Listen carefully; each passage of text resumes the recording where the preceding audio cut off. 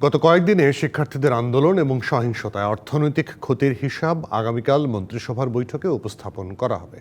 এজন্য ব্যবসায়ীদের কাছে ক্ষয়ক্ষতির তালিকা ও তথ্য চাওয়া হয়েছে সরকারের পক্ষ থেকে। সকালে প্রধানমন্ত্রী বেসরকারি শিল্প ও বিনিয়োগ বিষয়ক উপদেষ্টা সহ কয়েকজন মন্ত্রী এবং প্রতিমন্ত্রীর সাথে ব্যবসায়ীদের বৈঠকে এমনটাই আলোচনা হয়েছে। এছাড়াও পরিস্থিতি স্বাভাবিক করতে নিরাপত্তা ব্যবস্থা জোরদার, ইন্টারনেট চালু, বন্দরের সমস্যাগুলোর সমাধান চেয়েছেন ব্যবসায়ীরা। বিষয়টা নিয়ে আরো কথা বলবো। আমাদের সঙ্গে অতিথি হিসেবে সরাসরি যুক্ত হচ্ছেন বিজিএমইএ এর সাবেক সহসভাপতি মোহাম্মদ নাসির। মোহাম্মদ নাসির, আপনাকে স্বাগত।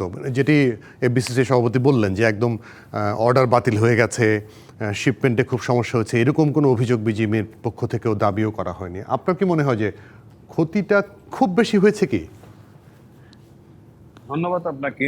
আপনার প্র্যাকটিক্যালি আপনার খুব বিরাট ক্ষতি হয়েছে সেটা আমি বলবো না, আবার এফবিসিসি এর প্রেসিডেন্ট যেটা বলেছেন সেটাকেও আমি এগ্রি করি না।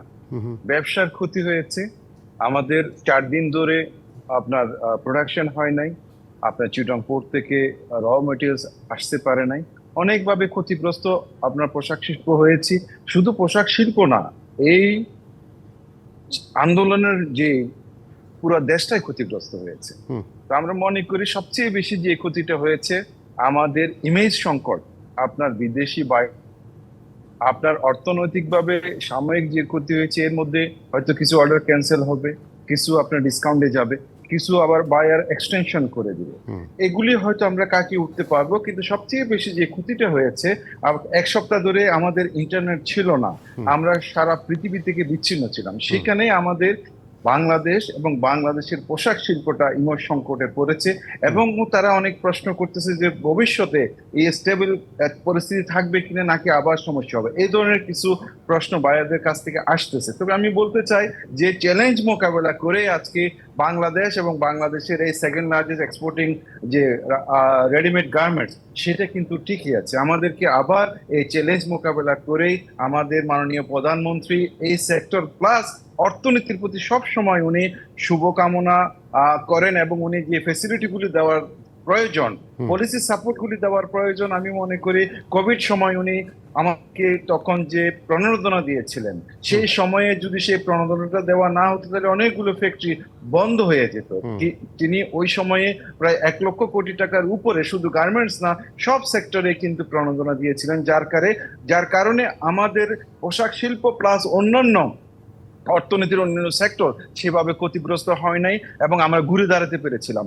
এরপরে আবার কি হলো, কোভিড এর পরবর্তীতে আমরা দেখলাম আপনার ইউক্রেন রাশিয়া যুদ্ধের কারণে সারা পৃথিবী ব্যাপী আপনার একটা মন্দা শুরু হয়ে গেল, ইনফ্লেশন শুরু হয়ে গেল, যার কারণে আমাদের যে এক্সপোর্টিং কান্ট্রি গুলো রয়েছে, সে দেশের অর্থনীতি যদি ভালো থাকে, আমাদের এখানে কিন্তু অর্ডার তখন বেশি আসবে। এটাই হলো সহজাত, এটা মিলিয়ন ডলার প্রশ্ন করার দরকার নেই। এখন পর্যন্ত যতটুকু জানি, আপনি যেটা বললেন এবং বিসিসিআই সভাপতি যেটা বললেন যে অর্ডার ক্যান্সেল হয়নি এখন পর্যন্ত কোনো, তাই তো? মানে আপনার কাছে যতটুকু তথ্য আছে? না, আমার কাছে যতটুকু তথ্য আছে এটা দিয়ে তো হবে না। এটা তথ্যটা দিবেন হলো ট্রেড অর্গানাইজেশন, এই যে বিকেএমই আছে, বিটিএমই আছে, ওনারাই এই কতটুকু অর্ডার। আবার অনেক ক্ষেত্রে আমাদের যারা মালিকরা রয়েছেন তারাও হয়তো এইটা চেপে যেতে চান, এই ক্যান্সেলেশনের হিসাবটা হয়তো দেন না। আমি মনে করলাম, ধরে নিলাম অর্ডার ক্যান্সেল হয় নাই, কিন্তু আমাদের কাছে আমাদের পোশাক শিল্প এফেক্টেড হয়েছে, আমরা প্রবলেমে পড়েছি, এবং সেখান থেকে ঘুরে দাঁড়ানোর জন্য সবাই অসুবিধার মধ্যে পড়েছে, শুধু পোশাক শিল্প নয়। আপনি যেটা বললেন যে গোটা দেশ অসুবিধার মধ্যে পড়েছে, সেখান থেকে উত্তরণ করে আজকের যে অবস্থা, জি, সেখান থেকে উত্তরণ করে আজকের যে অবস্থা, করতে চাই অন্যান্য ব্যবসা যেটা আমাদের ব্যবসা থেকে সেটা টোটালি ভিন্ন। আমাদেরকে সময়ের সাথে পাল্লা দিয়ে চলতে হয়, আমাদের একদিন ডিলে হলে কিন্তু একটা অর্ডার ক্যান্সেল হয়ে যেতে পারে। আপনার নির্দিষ্ট সময়ে নির্দিষ্ট পণ্যটা স্টোরে পৌঁছাতে হবে, না হলে কিন্তু এখানে সমস্যা, যার কারণে আমাদের ব্যথাটা অন্যান্য ব্যবসার সাথে আপনার যোগ করা সহজ হয় না। জি। আর তাছাড়া এই যে বাংলাদেশের পরিবেশ এখন তো মোটামুটি স্বাভাবিক পরিস্থিতির দিকে যাচ্ছে, কিন্তু এর মধ্যে বিদেশি মিডিয়াতে যে পরিমাণ খবর আমাদের ব্যাপারে এলো, নেতিবাচক খবর বিশেষ করে, তার মধ্যে সরকার বলছে বেশ কিছু গুজবও আছে, সেটি আমাদের জন্য ইমেজ ধরে রাখতে কতটুকু আসলে সহায়তা করবে না? এটাই আমাদের জন্য এখন সবচেয়ে বড় সমস্যা। আমি এই যে আন্তর্জাতিক গণমাধ্যমগুলো আমি প্র্যাকটিক্যালি বিভিন্ন সময় যখন সময় থাকে আমি দেখি, আমি প্রত্যেকটা চ্যানেলে দেখলাম যে বাংলাদেশে যেভাবে ধ্বংসযজ্ঞ হয়েছে, যেভাবে বিটিভি পুড়িয়ে দেওয়া হয়েছে, সেতু ভবন পুড়িয়ে দেওয়া হয়েছে, স্বপ্নের মেট্রো রেলের দুটো স্টেশন ধ্বংস করা হয়েছে, এগুলো কিন্তু কোনো জায়গায় নাই। এই নেতিবাচক নিউজগুলো কিন্তু আমাদের ইমেজকে ক্ষতিগ্রস্ত করছে সবচেয়ে বেশি। সেই জায়গাটাতে আমাদেরকে নজর দিতে হবে।